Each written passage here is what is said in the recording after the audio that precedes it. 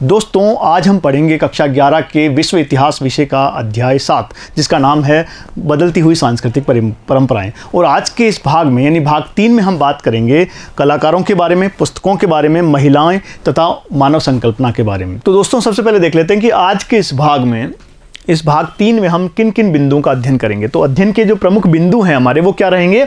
इसमें हम देखेंगे कलाकार और यथार्थवाद। हम ये देखेंगे कि किस प्रकार इस युग की जो कला थी, पुनर्जागरण युगीन जो कला थी, उसमें यथार्थवाद के दर्शन हमें होते हैं। किस प्रकार जो कलाकार थे उन्होंने यथार्थवाद को महत्व दिया, लौकिक विषयों को महत्व दिया, सांस्कृतिक विषयों को उन्होंने महत्व देना शुरू किया। इससे पहले के जो कलाकार थे, हम मध्य युग की बात करें तो मुख्य रूप से जितनी भी कला थी उसमें जो धर्म था उसका वर्चस्व था कला के हर क्षेत्र में। तो इस युग का कलाकार जो था वो यथार्थवाद का चित्रण करना शुरू कर देता है, उसको बनाना शुरू कर देता है। यथार्थवादी विषयों का जो प्रमुख उसके विषय का केंद्र हुआ करते थे। इसके अलावा वास्तुकला की बात करेंगे, इसमें हम कला के अंतर्गत ही वास्तुकला की बात करेंगे। इसके अलावा प्रथम मुद्रित पुस्तकें, जो मुद्रण का जो आविष्कार है उसके बारे में हम बात करेंगे। किस प्रकार मुद्रण के आविष्कार ने पूरे पुनर्जागरण को कितना बल दिया था और इस पुनर्जागरण को फैलाने में जो सबसे महत्वपूर्ण काम किया था वो यही थी, पुस्तकें जो थी सबसे महत्वपूर्ण थी इसमें। इसके अलावा जो महिलाओं की आकांक्षाएं हैं, किस प्रकार महिलाओं की आकांक्षाएं हम देखते हैं कि बढ़ जाती है इस युग के अंदर। विशेष मध्यकाल की अगर हम बात करें तो महिलाओं के जीवन पर पूरी तरह से धर्म का अधिकार था और उनके सामाजिक जीवन के अंदर, सार्वजनिक जीवन में उनकी उतनी भूमिका नहीं हुआ करती थी। लेकिन पुनर्जागरण में आकर उन्होंने किस तरह से महत्वपूर्ण भूमिका निभाना शुरू किया, विशेषकर व्यापार के क्षेत्र में उन्होंने किस तरह की भूमिका निभाई थी, इसके बारे में हम अध्ययन करेंगे। तो आइए एक एक करके शुरू करते हैं।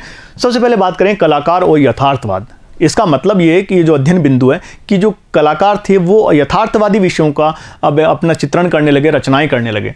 तो कला की अगर हम बात करेंगे तो याद रखिएगा कला के क्षेत्र में हम 3 चीज़ों की बात यहाँ पर करेंगे। एक तो हम वास्तुकला की बात करेंगे, जो वास्तुकला थी उसमें किस तरह के परिवर्तन आए इस काल में, इस काल की कौन कौन सी प्रमुख रचनाएं थी उनके बारे में बात करेंगे। इसके अलावा हम बात करेंगे चित्रकला की, चित्रकला में क्या क्या परिवर्तन आए और किस तरह की रचनाएं इस काल में हुई थी और कौन कौन से प्रमुख चित्रकार थे। और इसके अलावा जो मूर्ति कला है, मूर्ति कला में किस तरह के बदलाव आए और मूर्ति कला में कौन कौन सी रचनाएं हुई और कौन कौन से मूर्तिकार थे। तो 3 चीज़ें हम कला की अगर हम बात करें तो मुख्य रूप से वास्तुकला, चित्रकला और मूर्ति कला की बात करेंगे। और जब हम बात करेंगे कि जो पुस्तकों के बारे में, तो हम ये एक तरह से मान के चले कि वहाँ हम बात करेंगे शिक्षा की बात करेंगे और साहित्य की बात करेंगे। तो कलाकार जो थे वो यथार्थवादी हो गए। कैसे? पुनर्जागरणकालीन कला जो और साहित्य, यहाँ दोनों की बात कर रहे हैं इस टॉपिक में। कला व साहित्य में यथार्थवादी दृष्टिकोण विकसित हुआ। अब यथार्थवादी का मतलब होता है कि लौकिक विषयों को उठाया जाने लगा, जो वास्तव में ही लौकिक जो विषय थे, सांसारिक जो विषय थे, उन पर चित्र बनाए जाने लगे, उन पर मूर्तियां बनाई जाने लगी, उनमें स्थापत्य, उनके ऊपर वास्तु कलाएं, उनको लेकर वास्तु निर्माण किया जाने लगा। तो इस प्रकार से यथार्थवादी दृष्टिकोण विकसित हुआ और मानव जो था उसमें केंद्रीय विचार का उदय हुआ। मानव जो था इस पूरे दृष्टिकोण, इस पूरे वास्तुकला की बात करें, चित्रकला की बात करें या मूर्तिकला का, इनका जो प्रमुख केंद्र बन गया था वो कौन था? मानव। इसके पहले भाग में हमने मानवतावाद के बारे में अध्ययन किया था कि किस प्रकार पुनर्जागरण काल में मानवतावाद महत्वपूर्ण हो गया था, यानी मानव का जो अध्ययन था, पूरी व्यवस्था के केंद्र में मानव को रखा गया, उसका अध्ययन किया जाए। तो मानव जो था इसका केंद्रीय विचार बन गया और इसका एक उदय हुआ।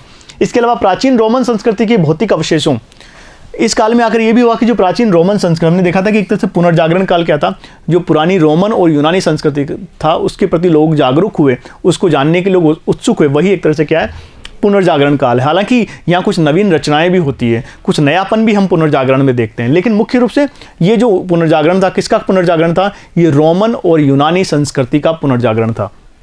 हम देखते हैं कि उनके जो भौतिक अवशेष थे, जैसे कि मूर्तियाँ, खंडहर, कलात्मक वस्तुएं आदि में रुचि विकसित हुई और प्रेरणा स्रोत बने। ये कलाकार जो होते थे उनके लिए प्रेरणा स्रोत क्या बने थे? यही यूनानी कलाएं, यही रोमन जो कलाएं थी वो उनकी कला का प्रमुख प्रेरणा स्रोत हुआ करते थे। हालांकि उन्होंने इसके लिए कुछ नवीन विषयों का भी चयन किया। इसके अलावा वैज्ञानिक प्रयोगों व अनुसंधान को प्रोत्साहन दिया गया। बहुत बड़ी बात है, वैज्ञानिक प्रयोग और अनुसंधान भी किए जाने लगे। हमने देखा था कि जो मध्यकाल था, विशेषकर मध्यकाल में ये जो विज्ञान था इसकी उन्नति एक तरह से रुक गई थी, अनुसंधान की उन्नति रुक गई थी।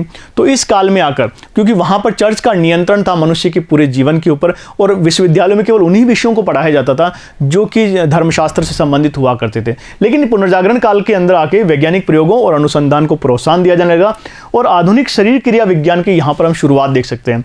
फिजियोलॉजी जो है, फिजियोलॉजी की शुरुआत हम यहाँ पर देख सकते हैं। शरीर क्रिया विज्ञान, जो आधुनिक शरीर क्रिया विज्ञान आज हमें जिस उन्नति पर दिखाई देता है उसकी शुरुआत यहीं पुनर्जागरण काल से हुई थी। और एक प्रमुख व्यक्ति हैं बेल्जियम के आंड्रियस वेसेलियस, याद रखिए इनका नाम आंड्रियस वेसेलियस द्वारा सूक्ष्म परीक्षण के लिए मनुष्य शरीर के चीरफाड़ का जो काम था सबसे पहले उन्होंने यहाँ से शुरुआत की थी। तो मानव शरीर विज्ञान की शुरुआत यहीं पुनर्जागरण से मानी जाती थी। और ये जो शरीर क्रिया विज्ञान की शुरुआत हम देख सकते हैं कि मध्यकाल में संभव नहीं थी, क्योंकि वहाँ पर मनुष्य के शरीर को एक तरह से अपवित्र माना जाता था उस तरह से। तो इसके बाद 1416 ईस्वी में दोनातलो द्वारा सजीव मूर्ति निर्माण की शुरुआत में उन्होंने सजीव मूर्ति निर्माण है कि मनुष्य की मूर्तियों का निर्माण किया जाने लगा। अब उनका मूर्ति के जो निर्माण का जो विषय था उनका वो चयन कहाँ से करते थे, इसी संसार से करते थे, इहलोक से ही करते थे, इसी लौकिक विषय उनके होते थे और वो मनुष्य की सजीव मूर्तियों का चित्रण भी उन्होंने करना शुरू कर दिया। अब बात करते हैं चित्रकला की। सबसे पहले चित्रकला ले लें तो चित्रकला में काफ़ी परिवर्तन आए इस युग में, और जो चित्रकला आज हमें दिखाई देती है आधुनिक चित्रकला की अगर बात करें तो उसकी जो नींव थी वो पुनर्जागरण काल में ही पड़ गई थी। तो चित्रकला में रेखागणित के ज्ञान द्वारा ये खास बात थी कि जो रेखागणित जो थी उसका इस्तेमाल किया गया, रेखागणित के जो सिद्धांत थे, नियम थे, उनका इस्तेमाल किया गया चित्रकला में पहली बार। और उसका इससे क्या हुआ कि चित्रकला का जो परिदृश्य है उसके प्रति लोगों में एक समझ विकसित हुई। तो याद रखिए रेखागणित के ज्ञान द्वारा परिदृश्य की समझ विकसित इसी काल में हुई चित्रकला में। रेखागणित के ज्ञान का इस्तेमाल किया जाने लगा चित्रकला में। इसके अलावा चित्रों में त्रिआयामी रूप में चित्रों का विकास, 3 डायमेंशनल जो चित्र थे वो बनाए जाने लगे। तो त्रिआयामी चित्रों का जो रूप शुरू हुआ वो इसी काल में होता है। इसके अलावा तेल चित्रों द्वारा चित्र अधिक रंगीन, अब तेल चित्रों का इस्तेमाल किया जाने लगा। ऑयल पेंटिंग जो हम देखते हैं आज उनका इस्तेमाल इसी काल में आकर होता है। तो तेल चित्रों द्वारा चित्र अधिक रंगीन और चटक बनने लगे थे। एक तरह से ये दिखाता था कि मानव का जो जीवन है वो नीरस नहीं है, मानव के जीवन में उत्साह होना चाहिए। तो ये जो चित्र अधिक रंगीन बनने लगे और अधिक चटकदार बनने लगे। इसके अलावा हम ये भी देखते हैं कि जो कैनवास का जो प्रयोग है चित्रकला के अंदर वो इसी काल में शुरू हुआ। इसके अलावा चित्रों में वस्त्रों की डिजाइन व रंग संयोजन में चीनी व फारसी चित्रकला का प्रभाव पड़ा। इन्होंने बाहरी चित्रकला से भी कुछ सीखा। तो वस्त्रों की जो डिज़ाइन थी और इसके अलावा जो रंग संयोजन था उसमें चीनी और फारसी चित्रकला का प्रभाव भी इस काल की चित्रकला में दिखाई देता है। तो इस काल की जो चित्रकला थी एक तरह से पूरी तरह से मध्यकालीन चित्रकला से बिल्कुल अलग थी और एक तरह से कह सकते हैं कि यही आधुनिक चित्रकला की नींव यहाँ पर हमें दिखाई देती है। अब इसके कुछ उदाहरण आप ले सकते हैं। जैसे ड्यूरर जो है उन्होंने प्रार्थनारत हस्त जो है उसका चित्रण किया। यहाँ पर आपको इसकी चित्र आपको दिया गया है। याद रखिएगा इनके कुछ नाम आपको याद रखने। ड्यूरर जो थे, ड्यूरर उन्होंने प्रार्थनारत हस्त का चित्रण किया है। इसके अलावा माइकल एंजिलो जो प्रमुख चित्रकार थे इस युग के, उन्होंने दी पाइटा नाम का चित्रण जिसकी शुरुआत में हमने देखा था, उसकी जो पूरी मूर्ति थी उसको माइकल एंजिलो जो थे उन्होंने किसका चित्र बनाया था, पाइटा का चित्र उन्होंने बनाया था। इसके अलावा लियोनार्डो दा विंची जो थे सबसे प्रसिद्ध चित्रकार थे इस युग के, उन्होंने 2 बहुत ही प्रसिद्ध रचनाएं, मोनालिसा, जब हमने ये अध्याय शुरू किया था तो आपने मोनालिसा का वहाँ चित्र देखा होगा। तो लियोनार्डो दा विंची ने 2 बहुत प्रसिद्ध चित्र बनाए थे। एक तो मोनालिसा का चित्र उन्होंने बनाया जो सबसे प्रसिद्ध चित्र शायद पुनर्जागरण की अगर आप मान सकते हैं कि एक प्रतिनिधि कृति कोई हो सकती है तो मोनालिसा का जो चित्र है वो हो सकती है। वो कहा जाता है दोस्तों कि उस चित्र में जो मुस्कान है मोनालिसा के लिए वो आज भी अचंभित करती है आज के चित्रकारों को भी। इसके अलावा द लास्ट सपर, यहाँ पर ये चित्र आपको दिया है, देखिए कितना शानदार चित्र उन्होंने बनाया था। द लास्ट सपर जो अंतिम भोज नाम से जैसे हम जानते हैं लियोनार्डो दा विंची का बहुत ही प्रसिद्ध चित्र माना जाता है। इसमें देख सकते हैं कि ईसा मसीह के साथ बाकी लोग भोजन कर रहे हैं और सभी के चेहरे पर कोई ना कोई अलग तरह का भाव है, लेकिन ईसा मसीह के चेहरे पर एक शांत भाव हमें यहाँ दिखाई देता है। तो बहुत ही शानदार चित्र है द लास्ट सपर। याद रखिए ड्यूरर का प्रार्थनारत हस्त का चित्रण जो यहाँ दिया गया है। माइकल एंजिलो का डी पाइटा का जो चित्र है बहुत प्रसिद्ध है। इसके लियोनार्डो दा विंची के 2 चित्र आपको जरूर याद होने चाहिए, एक तो मोनालिसा, दूसरा है द लास्ट सपर। अब देखें वास्तुकला के क्षेत्र में क्या परिवर्तन आए। वास्तुकला की एक नवीन शैली का विकास हुआ जिसे हम शास्त्रीय शैली कह सकते हैं, याद रखिए। और ये जो शास्त्रीय शैली थी इसमें मुख्य रूप से जो प्राचीन रोमन और यूनानी शैली की विशेषताएं हम देखते हैं। यानी जो वास्तु शैली है वो मुख्य रूप से उसकी नकल कह सकते हो आप किसकी, ये जो प्राचीन रोमन और यूनानी कला शैलियों की एक तरह से नकल थी, उसमें उसकी प्रमुख विशेषता पूरी झलक जो है वो आपको यहाँ दिखाई देती है। इसके अलावा जो धनी व्यापारी और अभिजात वर्ग था उन्होंने कला के विकास में काफ़ी प्रोत्साहन उन्होंने दिया, क्योंकि हम देखते हैं कि व्यापार के विकास होने से, नगरों के विकास होने से जो व्यापारी वर्ग थे या जो साहूकार वर्ग जो थे, इसके अलावा जो बैंकर्स हुआ करते हैं उनके पास अधिक मात्रा में धन आ गया था, वो समृद्ध हो गए थे, तो उन्होंने अभिजात वर्ग के समान ही कला को प्रोत्साहन देना शुरू कर दिया। यहाँ पर एक चित्र आपको दिया गया वास्तुकला का, एक नमूना पीछे आपको पेश किया गया। अब देखते हैं कि उसके कुछ उदाहरण, वास्तुकला के कुछ उदाहरण भी हम ले लेते हैं और कुछ वास्तुकारों के नाम भी याद होने चाहिए। जब हम वास्तुकला की बात करें, कुछ वास्तुकला के उदाहरण आपको याद होने चाहिए, कुछ उनके वास्तुकारों के नाम भी आपको याद होने चाहिए। देखिए माइकल एंजेलो जो कि एक चित्रकार भी थे, एक वास्तुकार भी थे, एक मूर्तिकार भी थे, एक बहुआयामी प्रतिभा के धनी थे।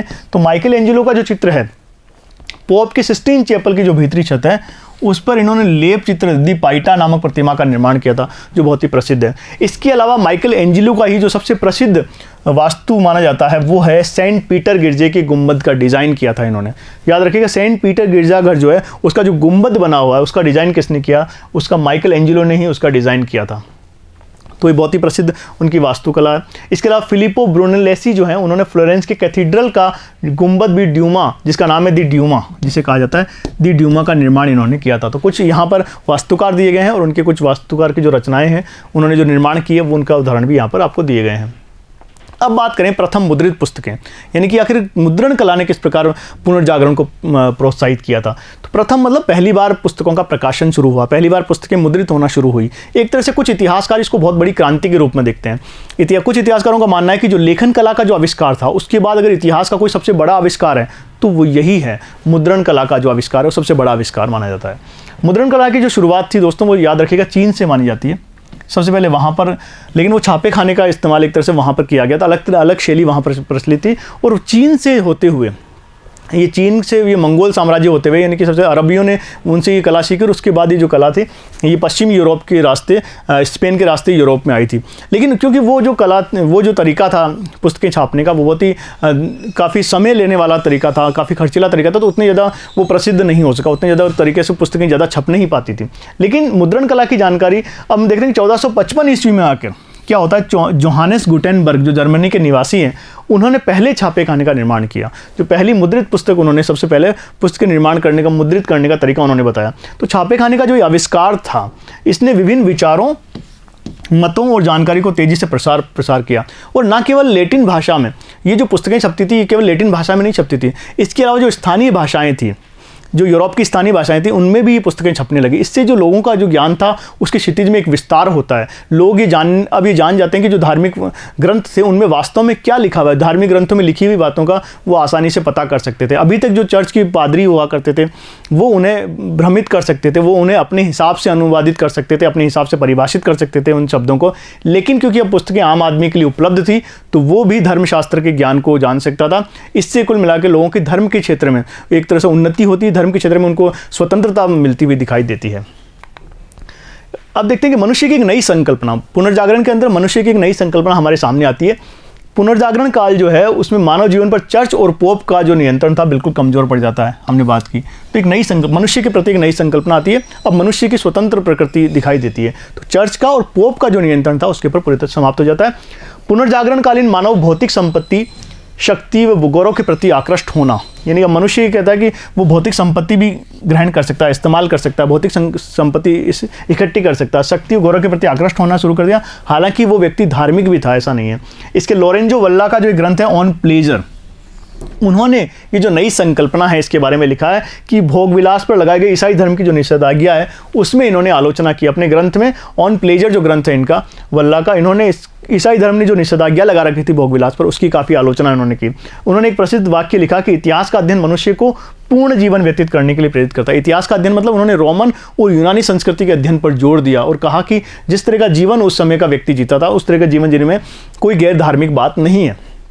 इसके अलावा मैकियावली भी इस काल के एक प्रमुख विद्वान हुए जिन्होंने द प्रिंस नाम का प्रसिद्ध ग्रंथ लिखा है। ये मुख्य रूप से राजनीति पर लिखा गया इनका ग्रंथ है और मानव स्वभाव की, इसमें उन्होंने मानव का जो स्वभाव होता है मुख्य रूप उसकी जानकारी, उन्होंने कहा कि मनुष्य का स्वभाव जो होता है उसमें कई बुराइयां भी होती है, कई अच्छाइयां भी होता है। तो उस मनुष्य जो है उसके स्वभाव की जानकारी मैकियावली के ग्रंथ द प्रिंस में उन्होंने विस्तार से दी है।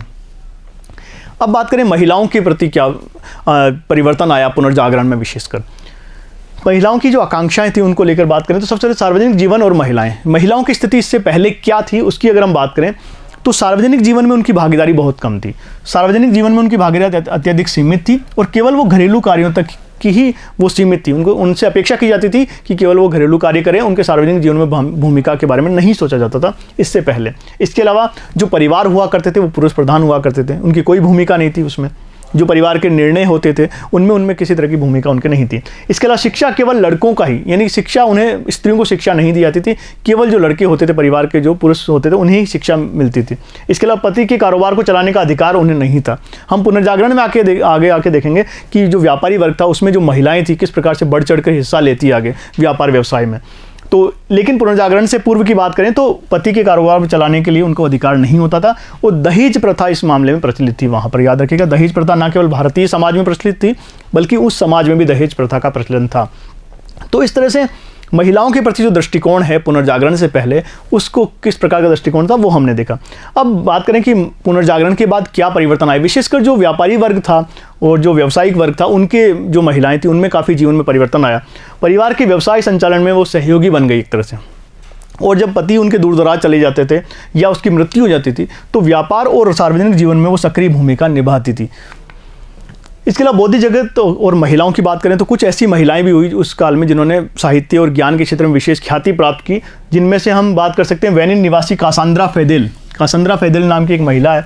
उसने तत्कालीन पुरुष प्रधान की मानसिकता को चुनौती दी और यूनानी और लैटिन भाषा में उसने कई लेखन कार्य, कई ग्रंथ उन्होंने लिखे थे। इसके अलावा पादवा विश्वविद्यालय में भी उन्होंने, जो हमने देखा था कि पादवा विश्वविद्यालय पुनर्जागरण काल का एक प्रसिद्ध विश्वविद्यालय था जो कि इटली में था, उसमें भी उन्होंने कई भाषण उन्होंने दिए थे। इसके अलावा एक महिला और है, इसाबेल दी इस्ते।